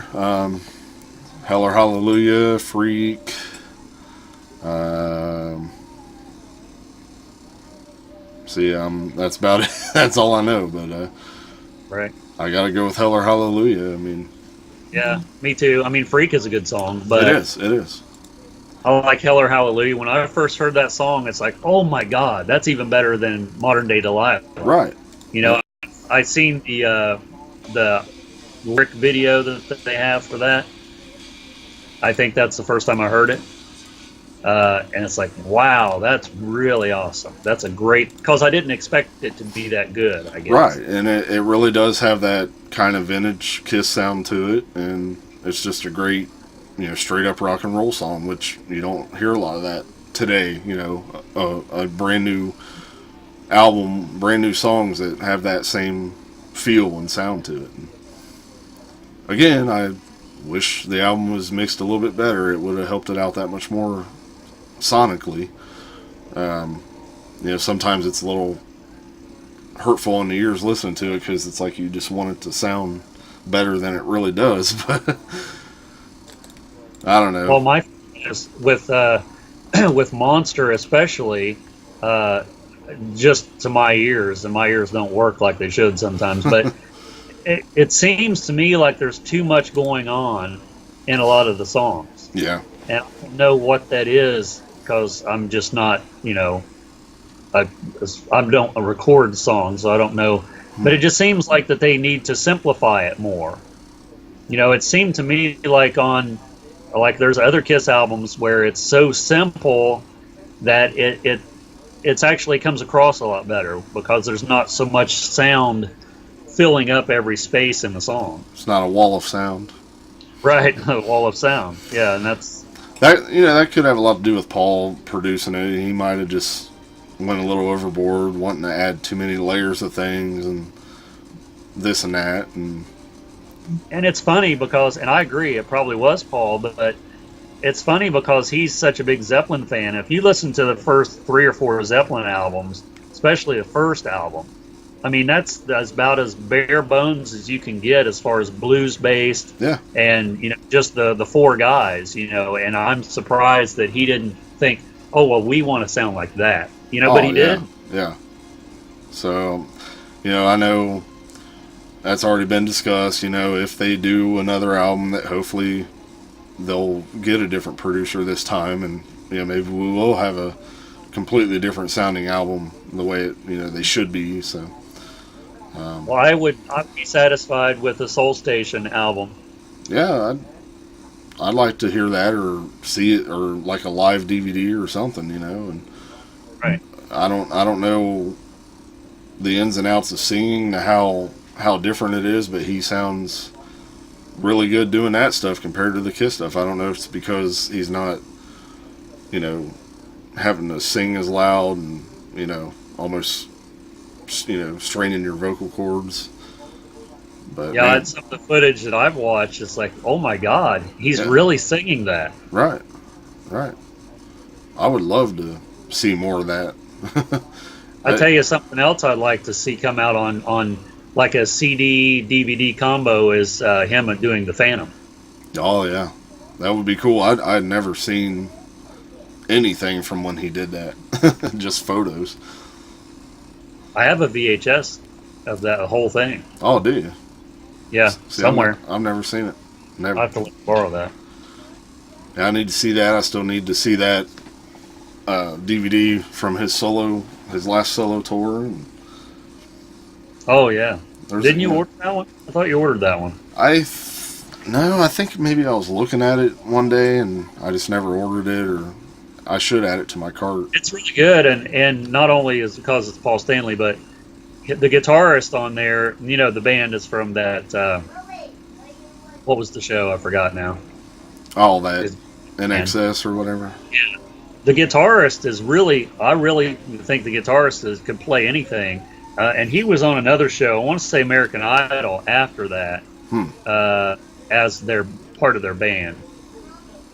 I want to say one of the reasons I think I didn't order it is because the expo was coming up, so I think I was thinking like, oh, maybe somebody there will probably be selling it more than likely and pick it up there, but that didn't happen. Nope. So I'm gonna have to. I don't remember seeing any Kiss DVDs. Do you? Think there was any? No, just a couple VHS, like bootleg stuff. Yeah, I don't think there was any DVDs. Yeah, I'm gonna have to get that ordered and catch up with some of that Do you stuff. remember how much that was, or did you even get to see the prices on it? I'm sure it's not that much. It's probably not at this point. I'll have to jump on there once we're done with this. Which You going for the Gene solo album? oh my God, no. Ugh. You don't already have that? Oh God. Do you have it? No. I'll never You have don't? that. I will never have that album. Okay. What if Gene says, okay, you can get the VIP platinum whatever package to see me in concert at the next wherever he's playing and get a backstage pass, but I'll only sign my solo album and not the one from '78. Then you go buy it. No, I'd just print off a image of the cover of it or something and get that signed. I don't care if they did release the box set with all the albums reimagined and then Asshole was included in it. I wouldn't buy it because that's in there. Well, I guess that makes you one, then, don't it? I don't care. The stuff he's doing now on them solo tours is what he should have stuck with, not putting out an album like that at the time. I need to get online and watch some of that because I want to see him do Charisma and some of those other songs because I haven't really watched that much footage of that. Yeah, check it out. And the one where it has the show intro. Actually, I think there's a video of the whole show of one of the shows on there. But the whole intro thing, it's a really cool feeling. Adds to it. All right, so I think we're gonna start wrapping this thing up. We're running. Do you think he's doing that just to kill time, or do you think he's doing it to get a feel of what it's like to be solo? I think it's both, but I still think there's sort of that underlying purpose that hasn't necessarily been officially said, that as a little bit of promotion for the box set that's coming out at some point, which is apparently not that far off since he's doing all these shows. Have they gave any dates, like a release date or approximate or release date for that? I haven't heard, and it seemed like I heard one time though that it was like September-ish or something like that, but I could be wrong. So it'll basically be out before the next Kissology. Oh yeah, that's for sure. Asshole Volume 2 will be out before the next Kissology. Well, that's the box set. Oh my God. Okay, if there's demos from that fucking album on there, I'm not buying the box set. I would hope that the ones that were on the album was the demos. Oh my God. If there's demos from that, I'm not buying it. So if we review it, it's going to be your copy that we review. Hey, I got it. Oh, did you ever get Live to Win? You said you were going to get that one, didn't you? See, I need to get that right along with that DVD. I think you'll like it. I mean, it's not something that's typical, but it's obviously Paul Stanley. The vocals. I want to say it's on vinyl though. It may be sort of limited, and I'm not sure if it's like pricey or whatever, but I'm pretty sure that is on vinyl. That'd be something. Yep. Have to check into that too, but excuse me. So we're gonna start winding this thing down. We're starting to run a little long here. Wrap it up. Something I forgot to say at the top of the show. I wanted to say thanks again for what was it? No, we talked about this last week. What am I talking about? The episode with Jason. Oh, I'm losing it. But, well, it seems like that we didn't do an episode in between. I know, that's what it feels like.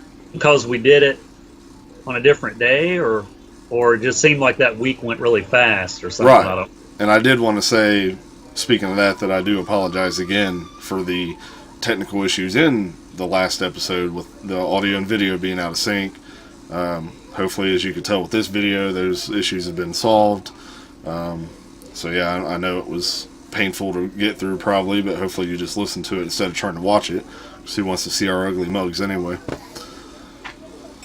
But so yeah, I think that's about it. Nothing else to really mention before we get out of here.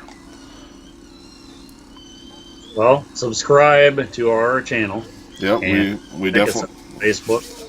We definitely appreciate all the subs that we picked up, getting us over 100 subs on YouTube. We appreciate all the likes on Facebook and things like that.